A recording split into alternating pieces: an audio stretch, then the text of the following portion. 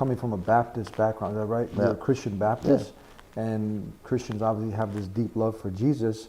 But now, just to touch upon this, would you say you love Jesus more now as a Muslim Absolutely. than before? Absolutely, because we already know there's a lot of additions and subtractions in the Bible that exist today. Top theologians, pastors, ministers, all around the world affirm this.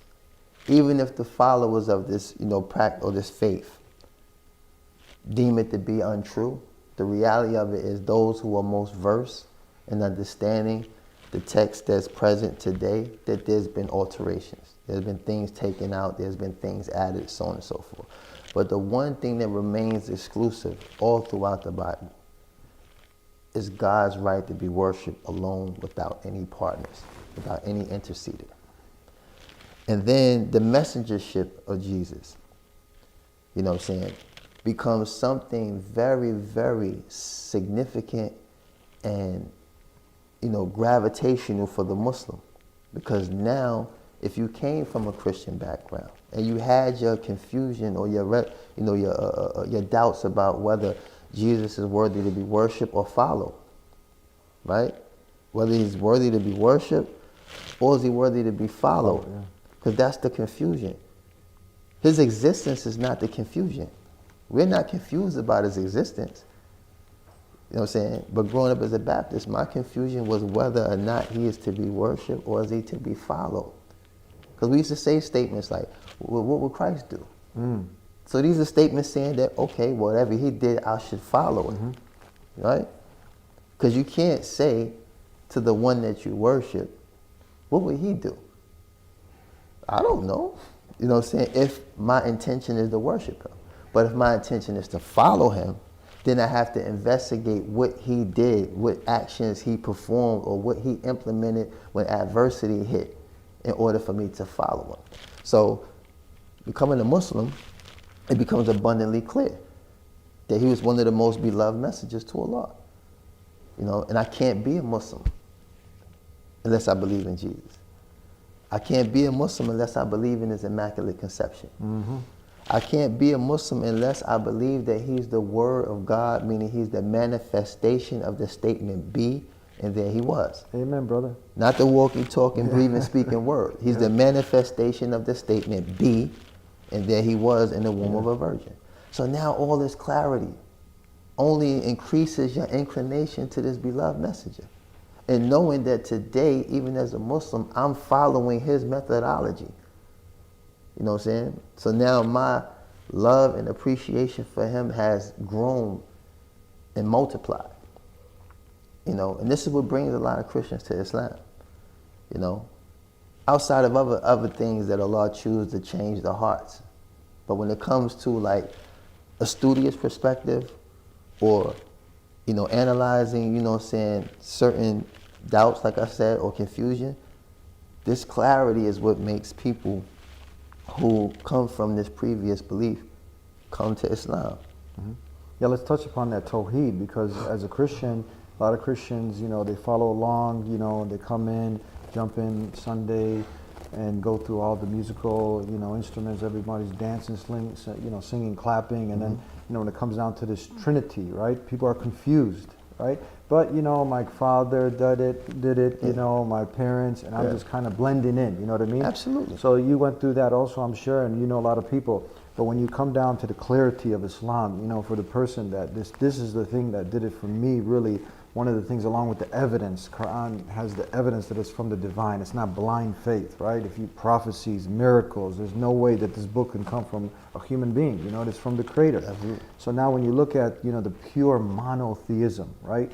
Because the Trinity is confusing. Like I worship the Father, Son, Holy Ghost. How did this, when you learn the pure monotheism of Islam? Well, the thing is, the Qur'an, it affirms everything, every book that preceded. So now there's a bridge. You know what I'm saying? It's not like you have to discard completely everything that preceded. That monotheistic command remains in the Torah, it remains in the Gospel, it remains in the Psalms. It's still there. Still there. I tell people, like, this is the thing. When I have conversations with Christians, it's a lot more easier for me because I was a Christian. Yes. So depending on what's the basis of a person's belief, is it something that's been handed down? Then the dialogue that you have with this individual has to be very, very careful, because you're not offending their belief when it comes down to it. You're offending the one they got it from. Understand? It's like you're calling my grandmother a liar. This is where the defensiveness comes in. It's not like you're using legislation to defend what you believe. You're defending the one that you entrusted with your belief, with your faith, and me contradicting that is as if I'm calling them a liar. So this is where the aggression comes, and the butting and the argumentation and so on and so forth. So when I'm speaking to someone who this is their plight, I kind of tread light. But I enjoy having conversations with people who actually read the Bible. Because then it becomes easy to point out all the exclusive statements that still remain. Hear, O Israel, the Lord thy God is one. Yeah. Love your Lord thy God with all your might, with all your strength, with all your heart, with all your soul. Yeah.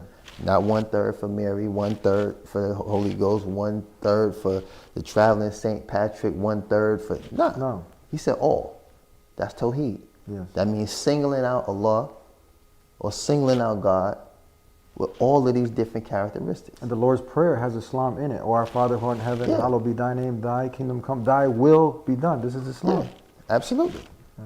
And people don't really understand the King's English anyway. Because I'm going to tell you, it's a verse when I was young. I used to be in Bible study. Well, you used to also be in Bible study. Yeah. I was in So church. you did your homework I before was you in came church to Islam. 6 days. I was in church 6 days a week 6 days a week. as a kid. Wow. I left church because of the actions of the people. But what always remain is those exclusive statements and some of the misconceptions that I wanted clarity for. For example, there's a verse in the Bible that tells you, call no man on earth your father. But then we have a command that says, honor thy mother and father. I'm a child. That's confusing, right? Because dads don't get nicknames. Yeah. When you're acknowledging who they are in totality. You're my father, right? So if you're my father, how could I follow this verse that commands me to call no man on earth my father? So now the investigation leads to the King's English. The King's English. Father and son, linguistically, in the King's English means servant and master. So now if I convert the word into master, now it makes sense. Call no man on earth your master. Now I can honor my father. You know what I'm saying? So little things like this is what get taken word for word, verbatim, as to be the word. But thou shalt not place no other God before me. That's Tawheed, right? The word God linguistically means object of worship. So now thou shalt not place no other object of worship before me. That becomes clear to me now. There's another verse in Isaiah that says, you may know me and know that I am he. Before me no God was formed, nor should there be any after me. For I am the Lord, and besides me there is no Savior. So now that clarifies who my Savior is. The one who created me is the only one that can save me. Not Jesus, not Muhammad, not Moses. Because that was in the Old Testament. Yes. So this is before the advent of Jesus. So now we cannot take this infinite wisdom and knowledge of their Creator and say that he made a mistake. You know what, later on, I changed my mind. He's going to be your Lord and Savior. Now the only way to justify that would be saying that Jesus is God. That would be the only way you can justify that. Because once you have an exclusive statement where God is telling you that besides me there is no Savior, the only way you'll be able to justify a created being to be your Savior is if Allah gives his divinity, relinquishes it, and gives it to his creation. That would be your only way to justify it. When you would go into the churches, you go in different churches, you go to a Greek Orthodox church, they got a picture of Jesus certain color. Asian church, you have Jesus. Oh yeah. When I was growing up, I seen him with an afro. You know? Get out of Yeah, here. Jesus had an afro. They had Jesus had an afro? Jesus had an afro. Was this yeah, I mean afro pick. They had the Spanish, the Puerto Rican. They had Jesus. Jesus. He had the nice, curly hair. Like, so I mean, this is a symbol of hope and belief and so on and so forth. And I'm not here to attack anyone's belief. No. It's just that through my experiences, I've learned as a person who wasn't searching for religion after I removed myself from the actions of the people of the church. Yeah.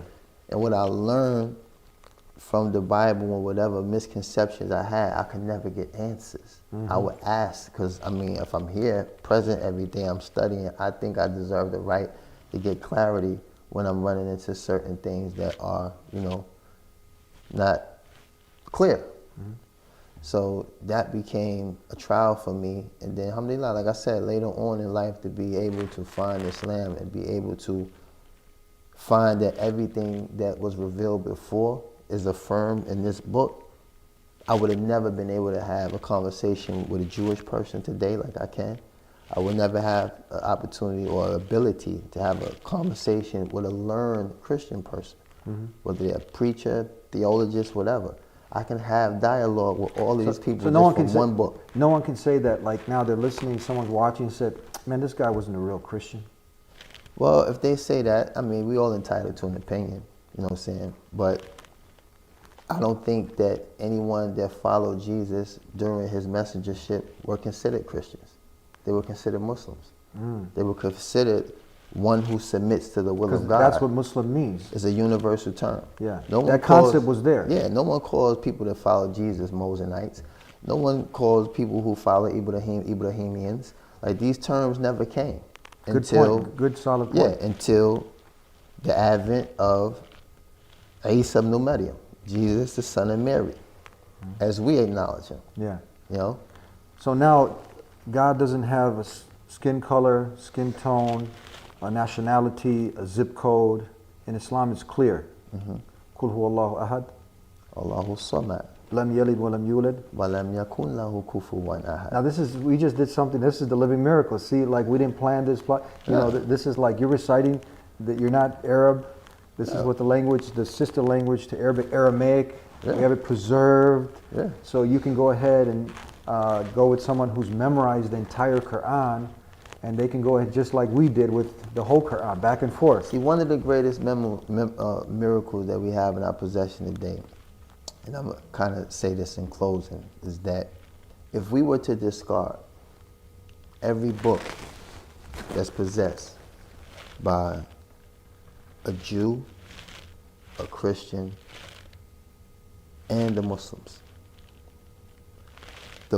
will be able to reproduce another Qur'an in hours. Because there's hundreds of millions of Muslims who memorize the Qur'an from front to back. Children, 9 years old, memorize the Qur'an from front to back. If you were to remove a single harakat, a single vowel, we would know.